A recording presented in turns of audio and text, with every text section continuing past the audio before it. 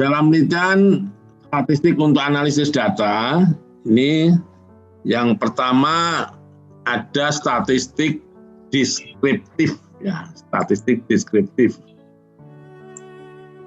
Statistik deskriptif itu intinya statistik yang tidak membuat generalisasi, ya.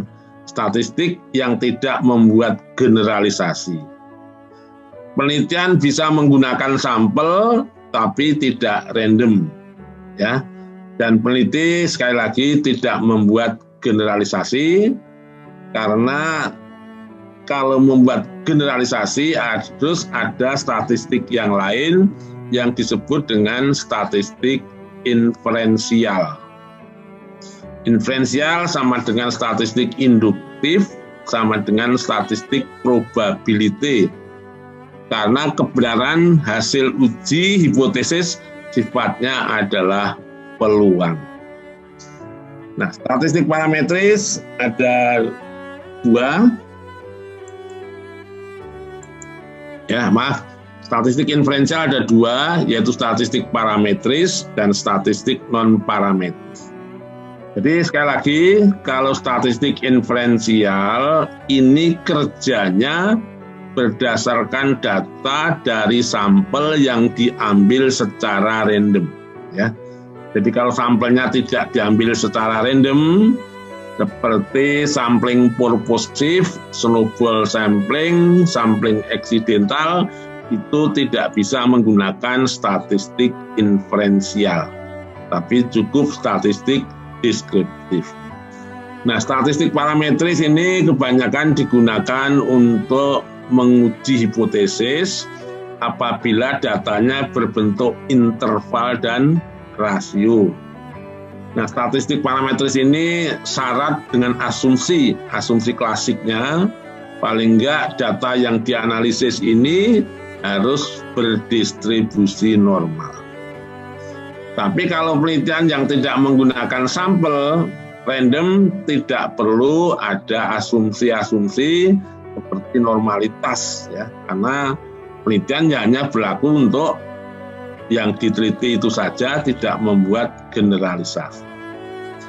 Dan statistik non-parametris dipakai kalau datanya ini berbentuk nominal dan ordinal, ya. Nah, nanti ini yang akan lebih banyak disampaikan nanti, lebih pada statistik parametrisnya.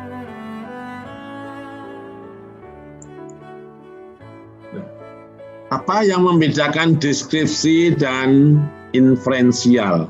Jadi misalnya Bapak Ibu menghitung rata-rata nilai variabel, ya. Kalau hitungan rata-rata itu didasarkan pada populasi, maka itu tidak statistik inferensial. Kalau hitungan rata-rata itu tidak diuji signifikansinya, maka itu statistik deskriptif.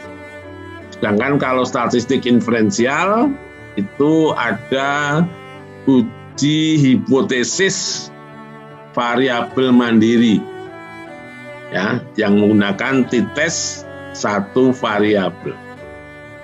Jadi mengestimasi rata-rata nilai dari suatu variabel.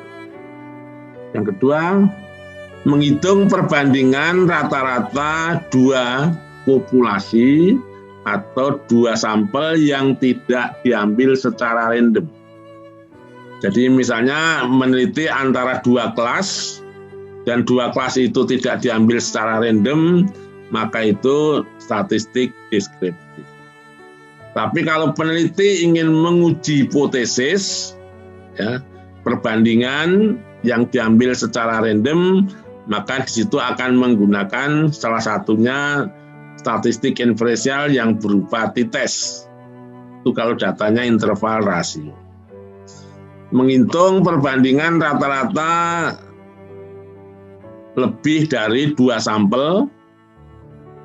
Kalau inferensial, ini analisis yang menggunakan analisis varian. Jadi analisis varian itu termasuk statistik inferensial. Nah, statistik deskriptif bisa juga korelasi dan regresi. Tapi korelasi dan regresi itu terjadi pada populasi, sehingga peneliti tidak perlu menguji signifikansinya. Tapi hitungan korelasi atau regresi itu kalau terjadi pada sampel random, maka peneliti harus menguji signifikansinya. Apakah korelasi yang terjadi pada sampel itu dapat berlaku di populasi atau tidak. Ya, prinsip dasar pengujian hipotesis, di mana satu, penelitian dilakukan pada populasi, dan yang kedua, penelitian dilakukan pada sampel yang random. Jadi analisis data ini yang sifatnya analisis deskriptif, ini adalah menghitung rata-rata dan simpangan baku, lalu perhitungan persentase, itu analisis deskriptif.